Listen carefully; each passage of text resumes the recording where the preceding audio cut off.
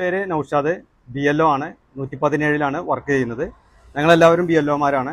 ഇന്ന് നമ്മുടെ പട്ടികയുടെ പുതുക്കൽ ആരംഭിക്കുകയാണ്. നമ്മൾ വീട്ടിലേക്ക് ഇറങ്ങാൻ നിൽക്കുകയാണ്.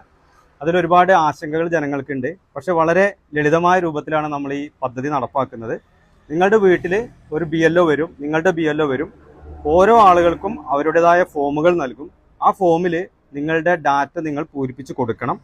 അതിൽ നിങ്ങൾ 2002 വോട്ടർ പട്ടികയിലുള്ള ആളാണെങ്കിൽ 2002 വോട്ടർ പട്ടികയിലുള്ള വിവരങ്ങൾ രണ്ടാമത്തെ കോളത്തിൽ പൂരിപ്പിച്ച് കൊടുക്കണം.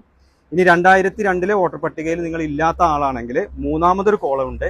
അതിൽ നിങ്ങളുടെ രക്തബന്ധത്തിൽപ്പെട്ട അച്ഛൻ്റെയോ അമ്മയുടെയോ വിവരങ്ങൾ കണ്ടെത്തിയിട്ട് മൂന്നാമത്തെ കോളത്തിൽ പൂരിപ്പിച്ച് കൊടുത്താൽ മതി. ഇതിന് കൂടെ പ്രത്യേകിച്ച് രേഖകളൊന്നും ഇപ്പോൾ നമ്മൾ ആവശ്യപ്പെടുന്നില്ല. അത് പിന്നീട് എപ്പോഴെങ്കിലും ആവശ്യപ്പെടുകയാണെങ്കിൽ മാത്രം സമർപ്പിച്ചാൽ മതി. പിന്നെ നിങ്ങളുടെ ഫോട്ടോ ഫോമിലുണ്ടായിരിക്കും. അത് പഴയതാണെങ്കിൽ നിങ്ങൾക്ക് ആവശ്യമുണ്ടെങ്കിൽ പുതിയ ഫോട്ടോ നമുക്ക് അടുത്ത കോളത്തിൽ ഒട്ടിച്ചു കൊടുത്താൽ അതതിൽ ഉണ്ടായിരിക്കും.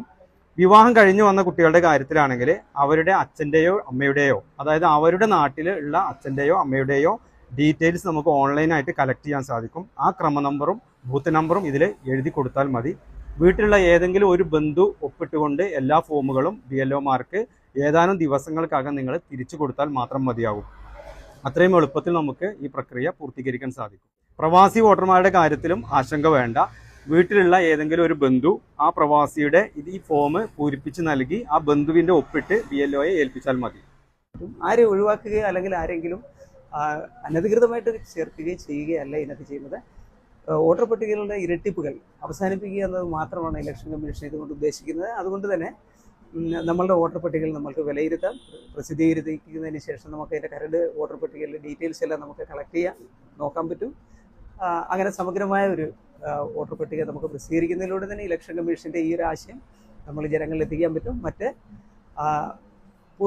പൊതുവിൽ വരുന്ന ആക്ഷേപങ്ങൾ അല്ലെങ്കിൽ ആളുകൾ ഉന്നയിക്കുന്ന ആശങ്കകളെല്ലാം അടിസ്ഥാനരഹിതമാണ്. വളരെ ഭംഗിയായി തന്നെ നിങ്ങൾക്ക് തരുന്ന കാര്യങ്ങൾ നിങ്ങൾ ചെയ്ത് ഫോമുകൾ ഫില്ല് ചെയ്ത് BLOമാരെ ഏൽപ്പിക്കുക. ബാക്കി വരുന്ന കാര്യങ്ങളെല്ലാം നിങ്ങൾ ഇലക്ഷൻ കമ്മീഷനെ വിശ്വസിക്കുക. ഇലക്ഷൻ കമ്മീഷനിൽ പ്രസിദ്ധീകരിക്കുന്ന കാര്യങ്ങളനുസരിച്ച് തന്നെ നമ്മളെല്ലാവരെയും, ജീവിച്ചിരിക്കുന്നവരും ഈ നാട്ടിലുള്ളവരുമായ എല്ലാ വോട്ടർമാരെയും നമുക്ക് ഈ ഒരു വോട്ടർ പട്ടികയിൽ ഉൾപ്പെടുത്തുവാനും വരുന്ന ഇലക്ഷനുകളിൽ അവരെയൊക്കെ സമ്മതിദാന അവകാശം ലഭിക്കുവാനുമുള്ള ഒരു സാഹചര്യം ഉണ്ടാകും എന്ന്